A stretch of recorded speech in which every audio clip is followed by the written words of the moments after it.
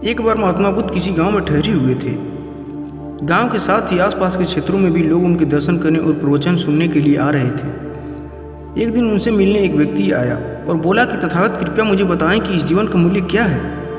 बुद्ध ने उस आदमी को एक पत्थर दिया और कहा कि पहले इस पत्थर की कीमत मालूम करके आओ, फिर मैं तुम्हारे प्रश्न का उत्तर देता हूँ। ध्यान रहे, इस पत्थर को बेचना नहीं।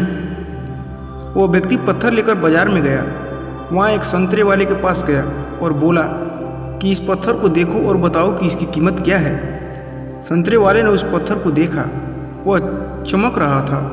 उसने कहा कि ये पत्थर मेरे काम का नहीं है, फिर भी मैं इसके बदले तुम्हें 12 संतरे दे सकता हूँ। इसके बाद वह व्यक्ति एक सब्जी वाले के पास गया।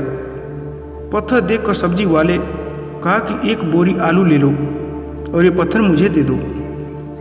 इसके बाद वह व्यक्ति पत्थर लेकर एक सुनार के पास गया और उसे पत्थर दिखाया।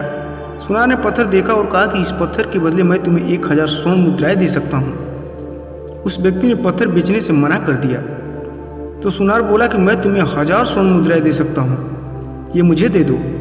इसके बाद भी व्यक्ति पत्थर बेचने के लिए तैयार नहीं हुआ तो सुनार ने कहा कि तुम इसकी जो कीमत मांगोगे मैं दे सकता हूँ। उस व्यक्ति ने कहा कि इस पत्थर को मैं बेच नहीं सकता, मुझे सिर्फ इसकी कीमत मालूम करनी है। सुनार के बाद वो व्यक्ति एक जौहरी के पास गया और पत्थर को दिखाया।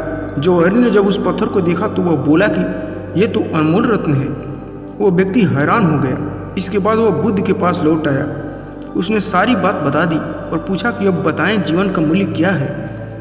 बुद्ध ने कहा कि संतरे वाले ने इस पत्थर की कीमत 12 संतरे लगाई, सब्जी वाले ने एक बोरी आलू और सुनार 4000 स्वर्ण मुद्राएं और जौहरी ने इसे अनमोल बताया।